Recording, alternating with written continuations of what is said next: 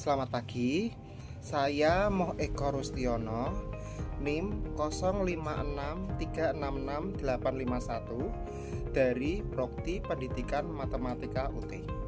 Pada kesempatan kali ini, saya akan menyampaikan video yang berjudul Filsafat Ilmu dan Isu Kontemporer Pendidikan Nasional. Langsung saja. Yang pertama yaitu mengenai makna pilar dalam pendidikan. Pilar berkaitan dengan asas. Asas itu pondasi atau dudukan, sedangkan pilar penopang atau penyangga. Asas pendidikan berarti pondasi atau dudukan, pikiran dan pendapat bagi pendidikan. Sedangkan pilar pendidikan yaitu penopang atau penyangga pembangunan pendidikan dan pengikat sistem pendidikan. Tanpa pilar yang kuat, tujuan pendidikan akan sulit untuk tercapai. Selanjutnya, hubungan asas dan pilar pendidikan. Seperti yang terlihat dalam layar, hubungannya membentuk sebuah segitiga.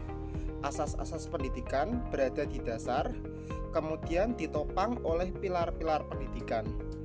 Dengan tinjauan filosofis, keduanya membentuk suatu pembangunan pendidikan yang muara akhirnya yaitu di kejayaan pendidikan. Selanjutnya yaitu pilar pendidikan. Mengacu pada UNESCO dalam kegiatan yang diselenggarakan di tahun 1996, ada 4 pilar pendidikan, yaitu yang pertama learning to know, yang kedua learning to do, yang ketiga learning to live together, dan yang keempat yaitu learning to be. Mari kita bahas satu persatu. Yang pertama yaitu learning to know. Untuk mengetahui sesuatu, kita harus belajar untuk menggabungkan ilmu yang sudah kita miliki dengan ilmu yang akan kita pelajari. Yang kedua yaitu learning to do. Bertindak, berbuat, berkarya dalam segala situasi dan kondisi, menerapkan apa yang kita ketahui. Yang ketiga, learning to live together. Senantiasa dapat hidup bersama dan berdampingan, pemahaman tentang budaya, mengelola konflik, dan menghormati nilai-nilai pluralisme. Dan yang keempat yaitu learning to be. Menopang kita dalam mengembangkan kepribadian, mengambil tanggung jawab sendiri, dan mengenal dirinya sendiri. Selanjutnya yaitu prinsip dasar kependidikan Ki Hajar Dewantara. Prinsip ini menerapkan peran pendidik yang komprehensif.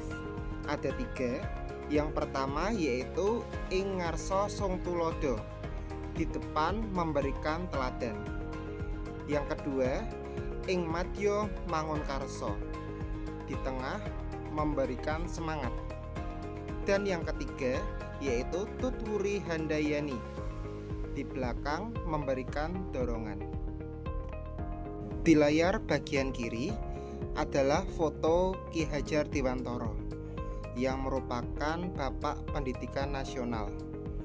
Beliau lahir tanggal 2 Mei yang hari kelahirannya diperingati sebagai Hari Pendidikan Nasional. Dan di samping kanan adalah logo Tuturi Handayani yang sering kita jumpai di sistem pendidikan kita. Selanjutnya yaitu implementasi prinsip dasar Ki Hajar Dewantara yang ada 3 tadi, yaitu seorang guru tidak hanya mengajar ing ngarsa sung tulodo di depan kelas, tetapi juga mendampingi. Di sini berperan sebagai ing madya mangun karso dalam belajar dan memberikan motivasi tuturi handayani saat siswa menghadapi kesulitan belajar.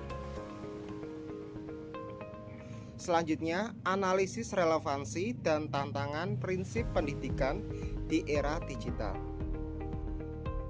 Ketiga prinsip tadi relevan karena menjadi pondasi yang sangat penting untuk generasi yang tidak hanya melek teknologi, tetapi juga membentuk moral dan etika siswa.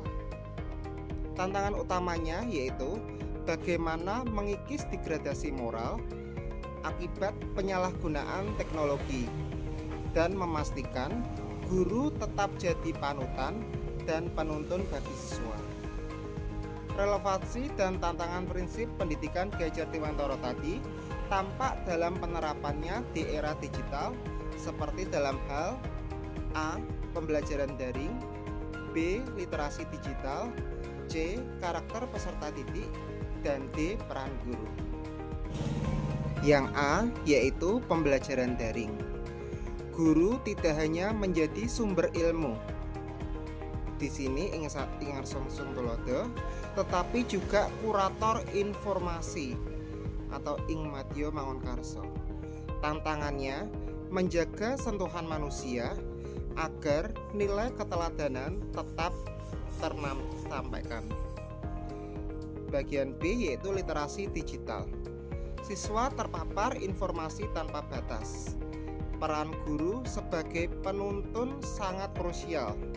Dalam hal ini ing madya manungkarsa untuk mengarahkan siswa di sini tuturi handayani agar kritis dan bijak dalam memilah konten digital. Selanjutnya bagian C yaitu karakter peserta didik. Di era digital, pembentukan karakter melalui keteladanan menjadi sulit karena banyak figur idola instan. Guru harus mampu memposisikan diri sebagai inspirasi yang nyata. Dan yang terakhir bagian D yaitu peran guru. Di sini guru bertransformasi menjadi fasilitator ing madya mangunkarsa dan motivator tuturi handayani yang melek teknologi, bukan sekedar pengajar yang kontekstual. Selanjutnya, refleksi bagaimana pilar dan prinsip menjawab persoalan pendidikan nasional. Ya, prinsip tersebut menjawab persoalan pendidikan nasional. Ada 4 poin. Yang pertama yaitu tentang pendidikan holistik, cipta, rasa, dan karsa.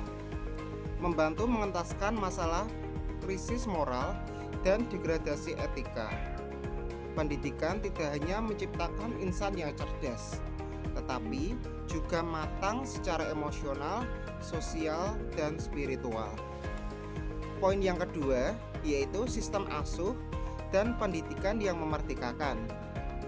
Guru bertindak sebagai fasilitator yang memanusiakan hubungan, menghapus orientasi pendidikan yang bersifat paksaan. Pembelajaran harus berpusat pada siswa dengan menyesuaikan dengan potensi dalam diri siswa dan tuntutan perkembangan zaman.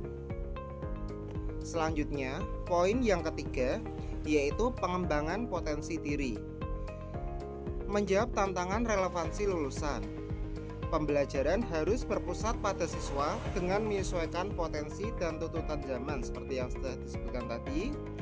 Dan pendidikan tidak boleh mengabaikan aspek apapun dari potensi seseorang, dalam hal ini siswa. Dan yang terakhir yaitu tripusat pendidikan. Keberhasilan pendidikan karakter dan kecerdasan tidak hanya dibebankan pada satu pihak saja, pada sekolah saja tidak, ya. Ketiga lingkungan itu harus bersinergi secara seimbang. Terdiri dari apa? 3 lingkungan itu yaitu sekolah, keluarga, dan masyarakat yang harus bersinergi satu sama lain dalam membentuk karakter dan kecerdasan siswa. Demikian, terima kasih.